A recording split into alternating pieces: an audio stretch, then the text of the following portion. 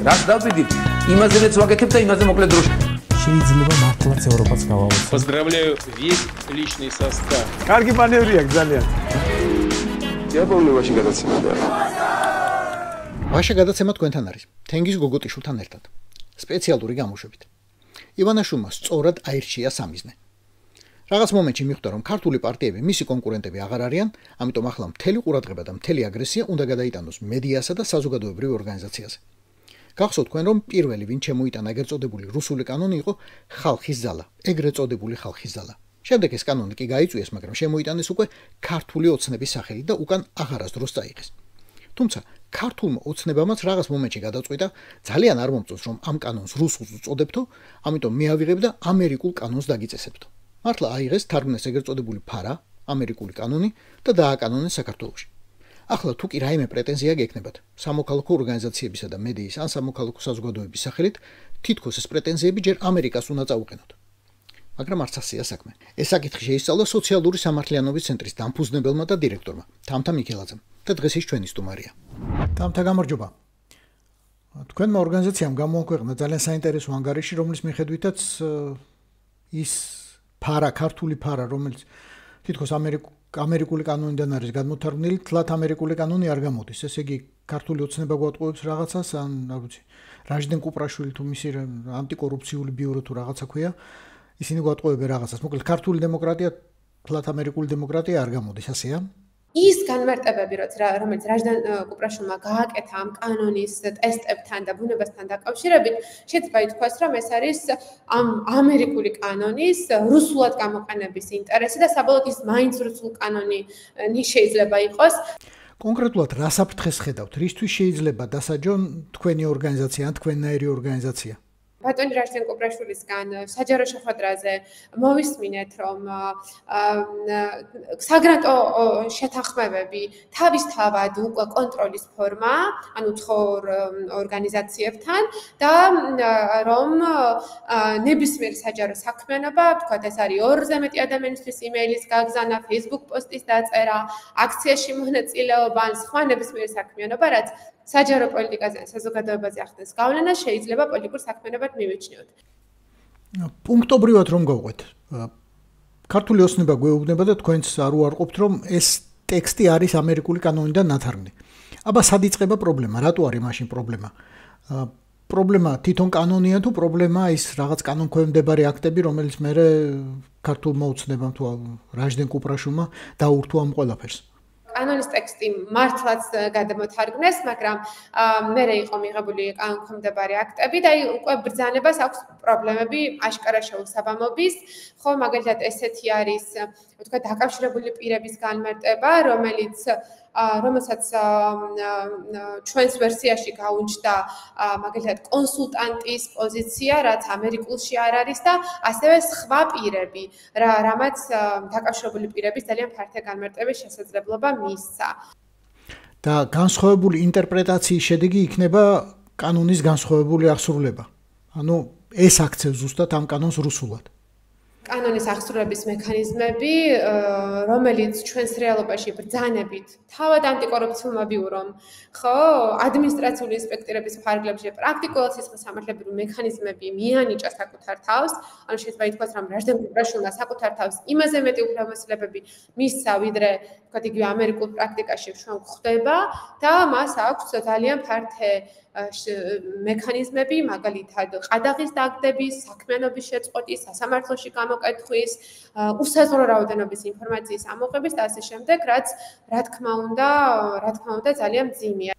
ამ ეგრეთ წოდებულმა ანტიკორუფციულმა ბიურომ რამდენიმე შეხვედრა ჩაატარა, შეიძლება კიდევ აგრძელებს შეხვედრებს არასამთავრობო ორგანიზაციებთან. და ალბათ თქვენც ესწრებოდით ერთ შეხვედრას, ან შეიძლება ყველას არ ვიცი. იქ თუ სადეთ კუპრაშვილთან ვინმესთან გარკვევა, როგორ აქციეს და რატომ აქციეს ამერიკული კანონი რუსულ კანონად?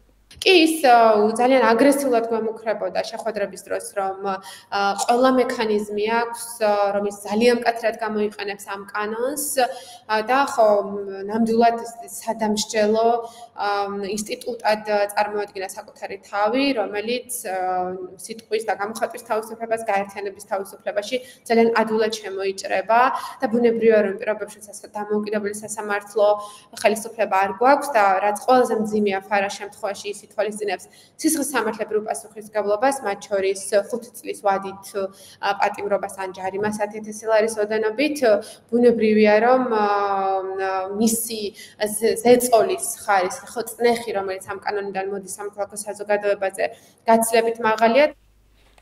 თქვენ ანგარიშში მოგყავთ მაგალითები, რომ ფარას მიმართ დამოკიდებულება ამერიკაში იცვლება. თვითონ კანონი არა, მაგრამ მისი ინტერპრეტაცია, ხელისუფლების დამოკიდებულება, გამოყენების პრაქტიკა. საით მიდის ეს კანონი და პრაქტიკა მისი გამოყენების? უფრო დრაკონული ხდება თუ უფრო მობიერი?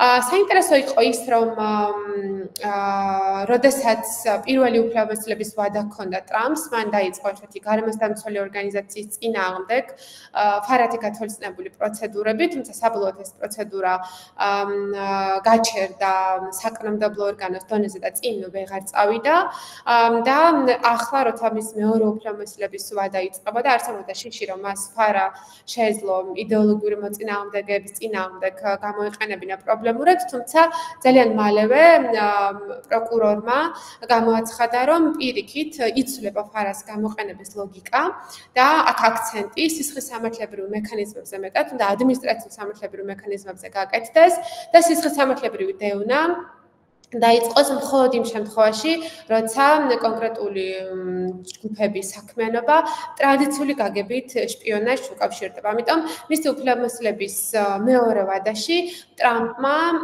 ხო მისი ადმინისტრაციის პირობებში შეიძლება ითქვას, რომ ამ კანონს გამოყენების ლოგიკა შეუცვალა და ის კიდევ უფრო მეტად დაავიწროვა, რაც ძალიან მნიშვნელოვანია, რასაც მნიშვნელოვანია, რომ ხაზი გავუსვათ. და ვინ არის ეს პროკურორი? შტატის პროკურორია, ქალაქის პროკურორია, რა დონის არის? ეს არის გენერალური პროკურორის პოზიცია, რომელიც რეალურად სისხლის სამართლის პოლიტიკას განსაზღვრავს ამერიკაში. ამერიკაში ფარა არ გამოიყენება თქვენნაირი ორგანიზაციების წინააღმდეგ, ან მედიის წინააღმდეგ.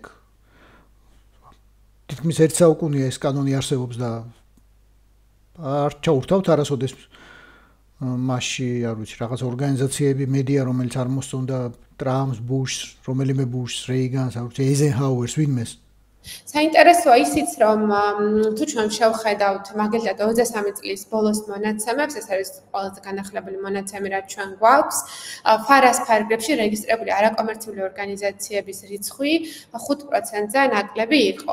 და ისეთი ცნობილი ორგანიზაციები, როგორიც არის მაგალითად Human Rights Watch, Amnesty International, საერთაშორისო გამჭვირვალობა, BBC, Deutsche Welle არასდროს ყოფილან რეგისტრირებული ფარას ქვეშ.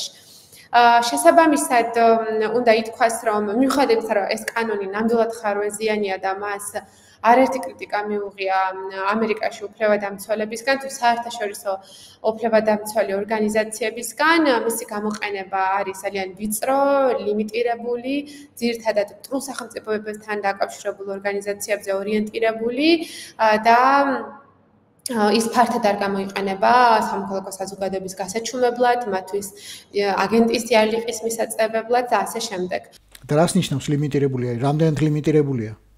საინტერესოა ის, რომ მეორე მსოფლიო ომის დასრულებიდან 63 წლამდე ფარა 12-ჯერ გამოიყენა ამერიკამ, აქედან 3 შემთხვევა უკავშირდებოდა საბჭოთა კავშირს, 5 შემთხვევა კუბას, თუმცა მოგვიანებით პერიოდში დაახლოებით 66 წლიდან 2015 წლამდე რეალურად შეგვიძლია ვთქვათ, რომ ეს იყო მკვდარი კანონი, მთელი ამ 10 წლეულების განმავლობაში მხოლოდ 7 კრიმინალური საქმე აღიძრა ფარას საფუძველზე.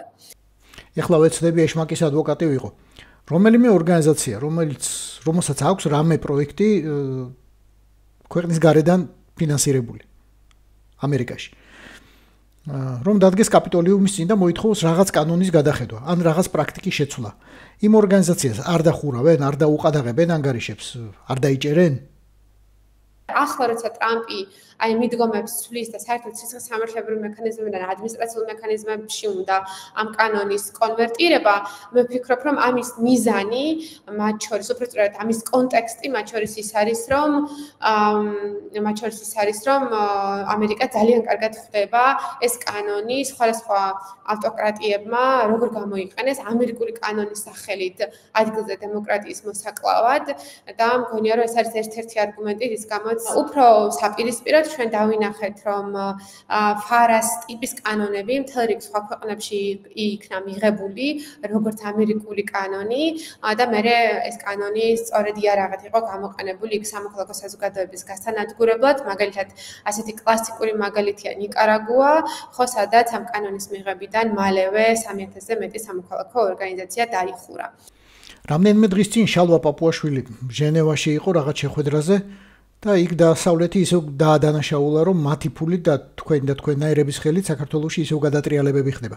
მოდი ჯერ ამ კომენტარს მოусმინოთ და მე ისევ ვკითხავთ, რატომ არ ხართ თქვენი ორგანიზაცია კონკრეტულად ან რომელიმე სხვა თქვენნაირი ორგანიზაცია დასავლეთის აგენტები და ქვეყნის დამაქცევარნი? საქართველოში ჩვენ ვიხილეთ უცხოური დაფინანსების გამჭვირვალობის ნაკლებობის შედეგი, რომლის მიზანიც პოლიტიკურ პარტიებსა და არასამთავრობო ორგანიზაციებში უცხოური ინტერესების ჩანერგვა, არეულობის წახალისება და დემოკრატიულად არჩეული ხელისუფლების დასამხობად ძალადობრივი დემონსტრაციების ხელშეწყობა წარმოადგენდა. ბუნებრივია, რომ სამოქალაქო საზოგადოების ორგანიზაციების მიმართ, რომელსაც აქვთ დიდი ხნის ისტორია, შესაძლოა იმაზე დიდი ხნის ისტორია, ვიდრე ქართულ ოცნებას ჰქონდეს, ხო?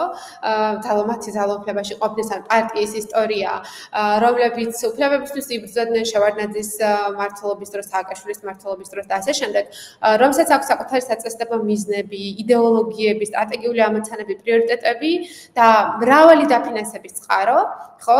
როცა შენ არ ხარ ერთ კონკრეტულ უცხოურ ძალაზე დამოკიდებული ფინანსურად, ამ კონტროლის ტესტისა და უპირატესად უცხო ქვეყნის ამ პოლიტიკური პარტიის ინტერესების გატარება, bis მტკიცება ძალიან გაუჭირდება. კარგი, ეს ვინმე რაჟდენ კუპრაშვილით აგაყადაღებთ, გამოგაცხადებთ აგენტებად, შეეცდება თქვენს დახურვას, თუ დაგხურავთ. თქვენ წახვალთ სასამართლოში და იქ დაიცავთ საკუთარ სიმართლეს. გასაგებია, მეც მეცინება რომ ამას რომ გეკითხებით, მაგრამ რამის შანსი მერე გაქვთ?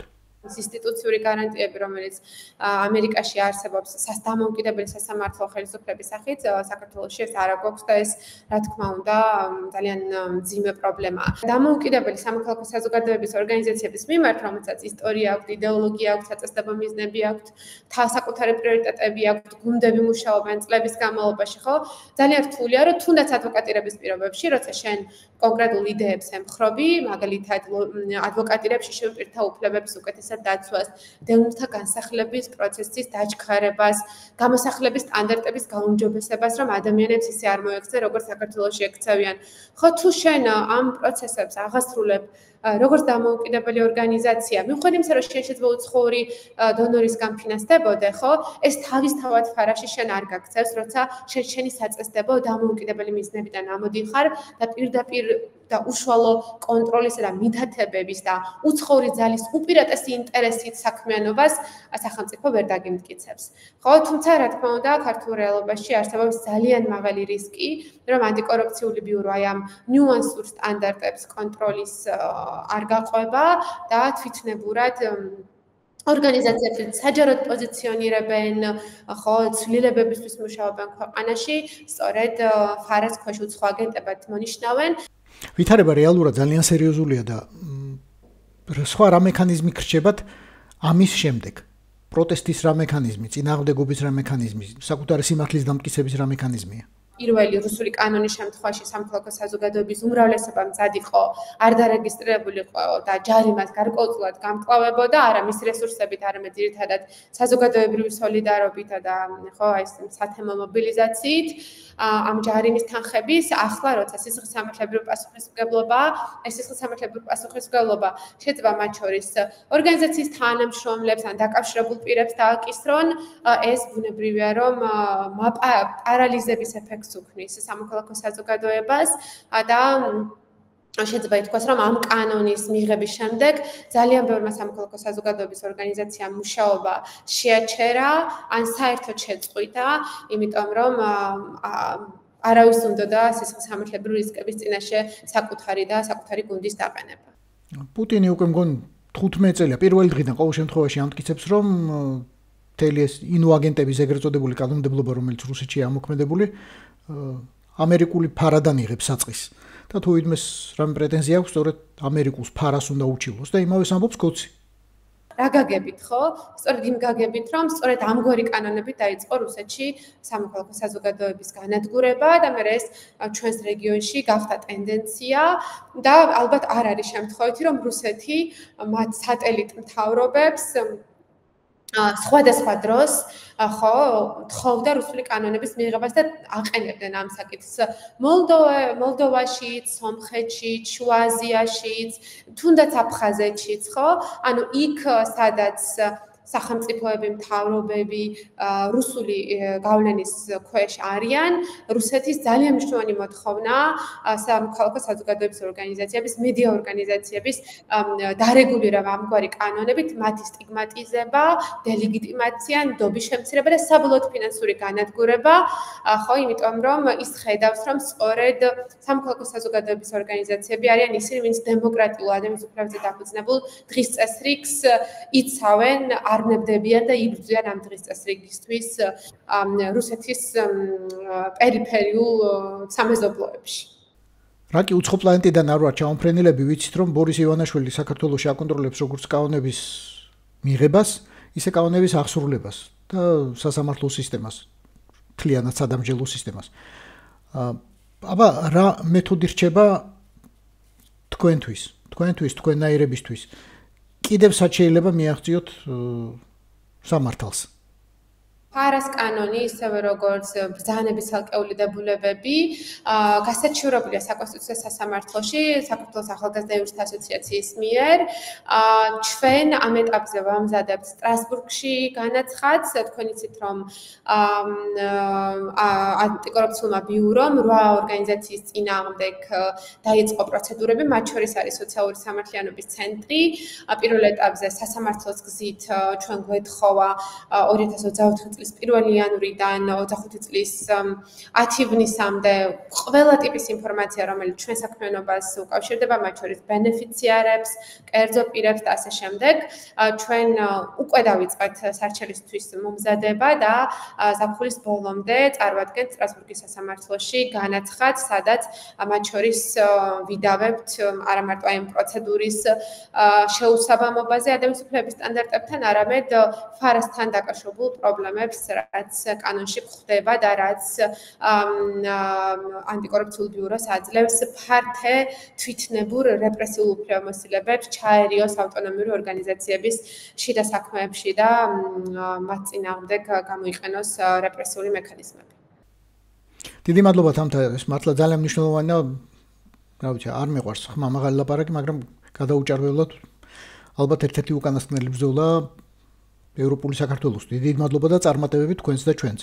კარგად, ივანაშვილმა რა თქმა უნდა ძალიან კარგად იცის და ჩვენზე კარგად იცის, რომ ეს არ არის არანაირი ამერიკული კანონი. იმიტომ რომ მას პირად მაგალითად ყავს მხოლოდ პუტინი და პუტინის რუსეთი. შეერთებულმა შტატებმა 90 წლის წინ ფარა შემოიღეს სტალინის რუსეთისა და ჰიტლერის გერმანიის გავლენის შესამცირებლად.